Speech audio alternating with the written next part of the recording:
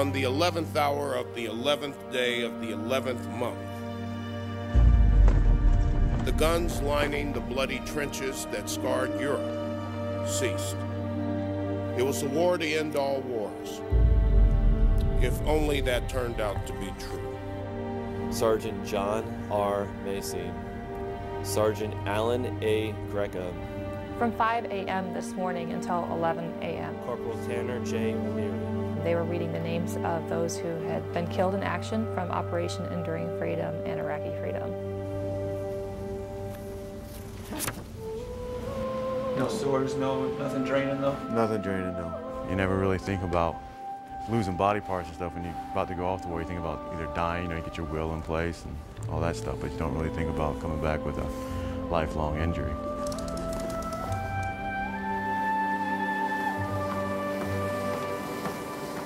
And during these wars, there's a 99% survival, so there's a lot of us back.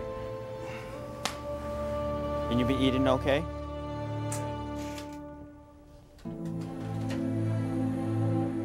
I have pride that I'm a veteran.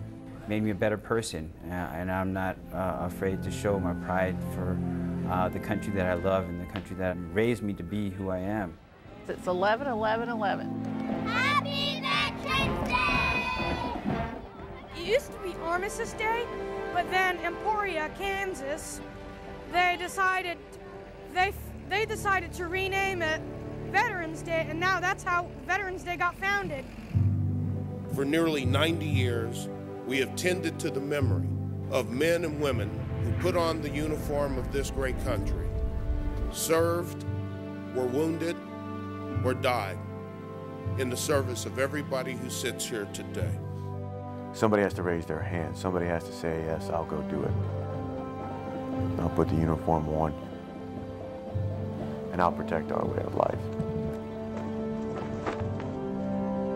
To all my fellow veterans out there, today's our day, right?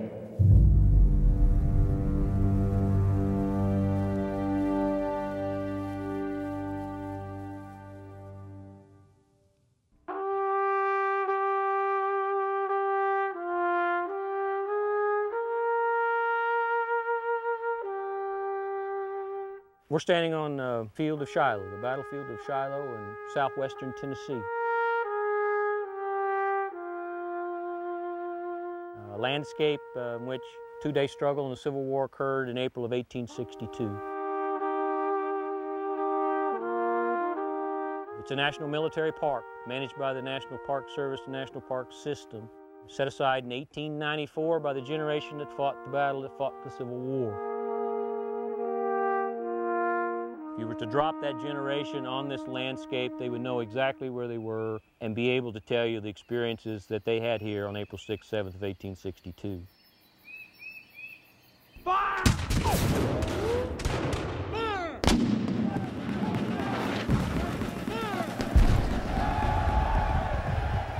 Shiloh is truly a gut-wrenching battle. From the inside, Shiloh must have looked like Armageddon. 110,000 participants in the fight, the first such large titanic battle of the war.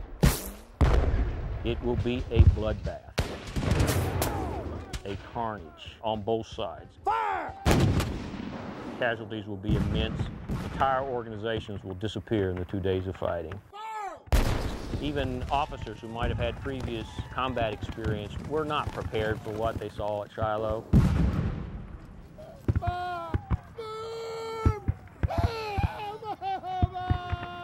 Men blown to pieces, entire sections totally eliminated.